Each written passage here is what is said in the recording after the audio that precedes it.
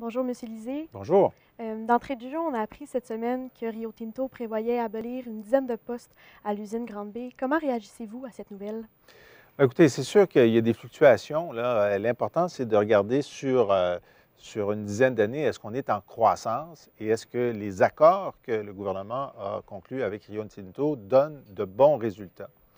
Et je pense qu'on a des raisons de se poser des questions. Bon, par exemple, le fait que année après année, Rio Tinto produit de l'électricité qu'il vend à Hydro-Québec, alors qu'Hydro-Québec n'a pas besoin de cette électricité-là. Est-ce que c'est un bon deal? Je ne suis pas certain de ça. C'est sûr que Rio Tinto a fait une année record l'an dernier, à la fois dans son chiffre d'affaires et son profit. Donc, c'est un peu bizarre qu'ils réduisent l'emploi.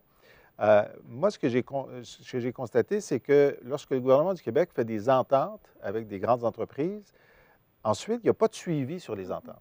Alors, je me dis, ça aiderait peut-être si chaque année, et c'est ce que je propose, chaque année au ministère de l'Économie, il y ait un rapport qui soit fait sur les ententes avec chaque entreprise et vérifier si l'entreprise a satisfait les conditions.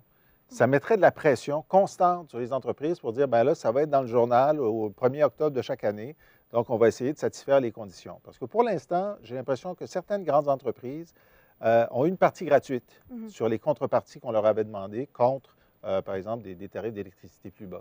Parfait. Et au Québec, depuis plusieurs années, on assiste à une centralisation des services. Récemment, on a appris que les soins offerts pour le cancer de l'œsophage, qui était originalement à Chicoutimi, allaient être transférés à Québec. Si vous prenez le pouvoir en 2018, qu'allez-vous faire pour lutter là, contre cette centralisation? Bon, d'abord, c'est contraire à la philosophie du Parti québécois depuis sa naissance. Le Parti québécois est un parti des régions. D'ailleurs, les premiers élus étaient à Montréal et au Saguenay-Lac-Saint-Jean. Donc, vraiment, les deux jambes du Parti québécois, là, il y en a une qui est très clairement ici.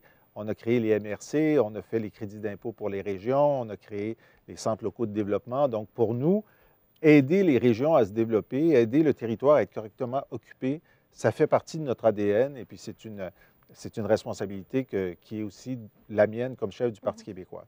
Alors, je suis franchement scandalisé par l'ensemble des mesures de centralisation que le gouvernement Couillard a prises.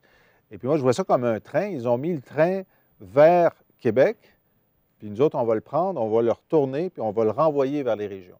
Et je dis, s'il y a des élections en octobre de l'an prochain, une des premières choses qu'on va faire, c'est mettre un cran d'arrêt à toute mesure de centralisation en cours. On va dire à tous les ministères, les agences, là, si vous êtes en train de centraliser quelque chose, là, arrêtez immédiatement parce qu'on va revoir ça, puis on veut renvoyer des services plus proches de la population. OK. Avec l'arrivée de Trump au pouvoir, ça risque de bouleverser un peu l'accord de libre-échange entre le Canada, le Mexique et les États-Unis, considérant que le Saguenay-Lac-Saint-Jean dépend beaucoup de l'économie du bois d'œuvre. Qu'attendez-vous un peu du gouvernement Trudeau là, dans les négociations? Je voudrais qu'il arrête de nuire parce que d'abord, évidemment, le bois d'œuvre ne fait pas partie de l'ALENA et ça, c'est un problème. Si le bois d'œuvre faisait partie de l'accord, on ne serait pas constamment menacé par les lobbies américains, puis on ne perdrait pas des emplois. La dernière crise, on a perdu 20 000 emplois. Alors, je pense qu'il faut saisir cette occasion pour dire, bon, on en a des demandes. Monsieur Trump, vous voulez réouvrir l'accord? Bien, nous, on a des demandes. On veut que le bois d'œuvre soit à l'intérieur de cet accord-là. Puis on ne veut surtout pas de quotas. Parce que ce que M. Trudeau a dit récemment, c'est qu'il était ouvert à l'idée d'avoir des quotas, c'est-à-dire de limiter notre capacité d'exporter notre bois aux États-Unis. C'est vraiment pas ce qu'il faut. Peut-être que c'est bon pour la Colombie-Britannique, mais ce n'est pas bon pour le Québec. Et donc, moi, je pense que si le Québec était indépendant, on négocierait avec nos propres revendications. Là, on a un négociateur qui est M. Trudeau, qui défend mal notre position. OK. Dans un tout autre ordre d'idées, M. Lisée, on a appris récemment que le Parti libéral du Québec allait suspendre l'étude de nouveaux dossiers concernant le parrainage des réfugiés. Ici, au Saguenay-Lac-Saint-Jean, on attend aussi des familles. Si vous passez au pouvoir, qu'allez-vous faire pour accélérer les démarches là, au niveau provincial? Bien, ce que j'ai compris, c'est qu'il y avait eu tellement de demandes qu'on n'arrivait pas à répondre à la demande. Alors donc, autant ne pas susciter des faux espoirs chez des nouveaux parrains. Mais effectivement, là, il semble y avoir un goulot d'étranglement.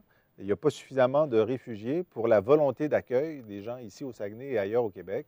Alors, il faut trouver des moyens d'accélérer les choses, c'est certain. OK. Et croyez-vous que le départ de Françoise David au Québec solidaire pourrait favoriser la convergence des forces souverainistes? Françoise était une des artisanes de la convergence. En décembre dernier, le Conseil national de Québec solidaire a voté à 80 une résolution pour qu'il y ait des discussions entre Québec solidaire et le Parti québécois et d'autres mouvements pour essayer d'additionner nos forces pour qu'à l'élection de l'an prochain, ça soit la fin du régime libéral.